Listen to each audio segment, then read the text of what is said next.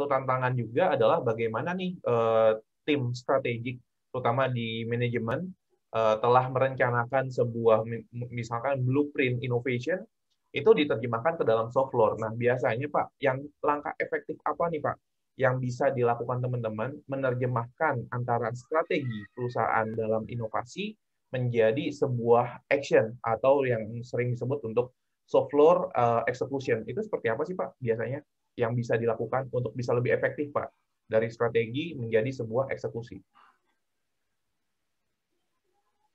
Ya, baik. Kalau secara konsep umum dan juga kami adopsi baik dari di company-company saya di mana saya bekerja sebelumnya sampai sekarang rekan-rekan yang kami bantu metode sebenarnya lebih ke bagaimana kita deploy atau mengcascade strategi yang sudah ditetapkan manajemen dari atas ke bawah. Itu pertama. Jadi biasanya bapak-bapak di level manajemen itu memberikan strateginya sesuatu yang sifatnya general. Bukan apa-apa.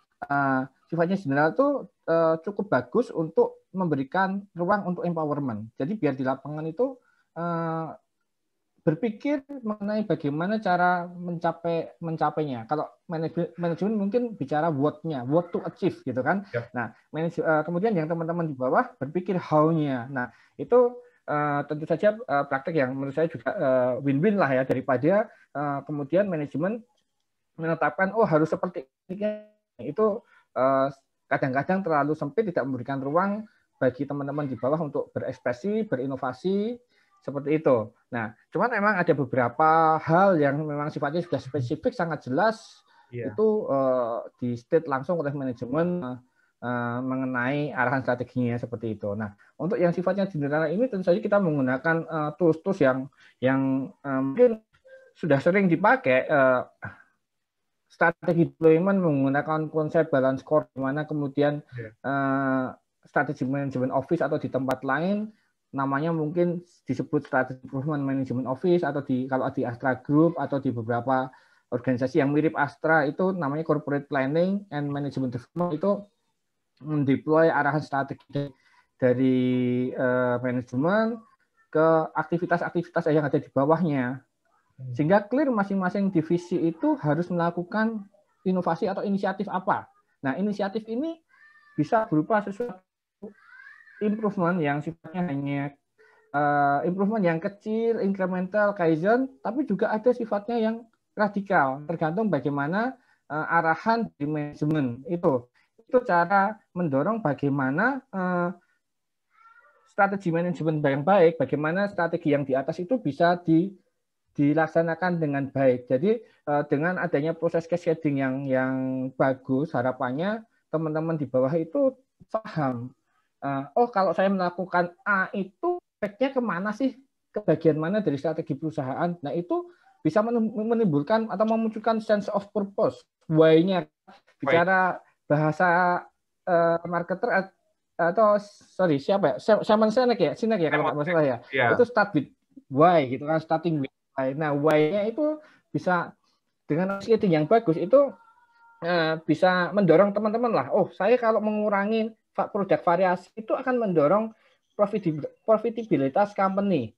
Nah, itu meskipun mungkin tidak secara eksplisit dijelasin sama persis dengan apa yang disebutkan di strategi plan. Namun kalau mereka paham, tentu saja mereka akan bisa menyampaikan dengan bahasa mereka sendiri. Kalau saya melakukan ini, maka dampaknya bagi perusahaan ini. Makanya beberapa tahun ini kita coba perbaiki, Mas, di kami proses strategi deployment, bagaimana individu-individu menetapkan KPI individu itu.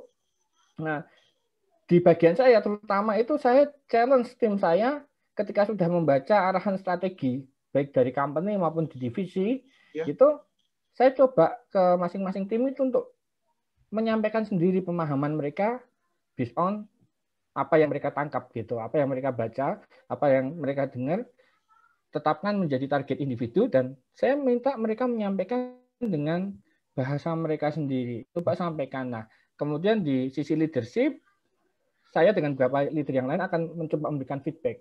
Seperti itu. Jadi harapannya itu tadi, ketika teman-teman mengerti kemana sebenarnya arah perusahaan ini, kemana arah organisasi itu, harapannya muncul itu tadi, driver internal lah, internal di diri mereka sendiri untuk mendorong diri mereka sendiri untuk berkontribusi seperti itu. Karena itu menurut saya bagian yang penting sih, krusial untuk mendorong teman-teman untuk melakukan perbaikan atau continuous improvement tadi.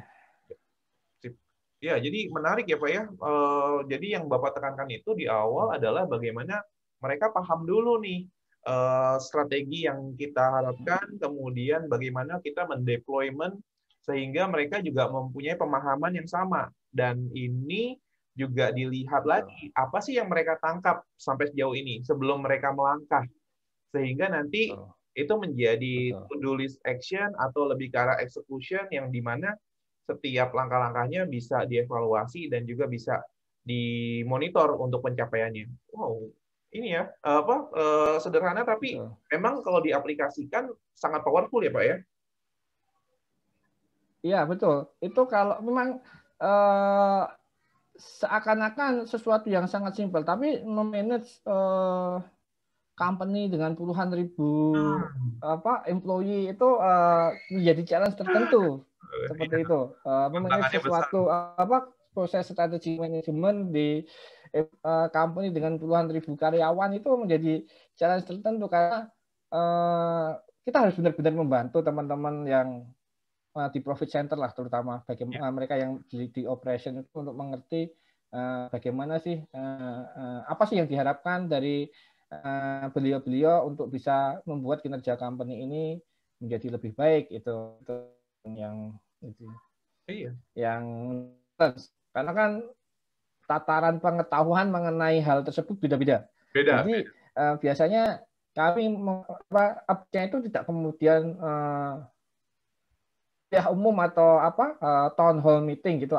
Itu kami ada, tapi kami dari sisi divisi kami itu kami melakukan door to door, kita diskusi per divisi, per departemen sehingga mereka lebih private, mereka lebih nanyanya lebih enak, memang takes time gitu. Cuman penangkapan mereka jadi lebih baik, penerimaan mereka jadi lebih baik, pemahaman lebih baik. Itu memang benar-benar saya dorong tim saya untuk melakukan private consultation lah terhadap divisi-divisi itu, seperti itu.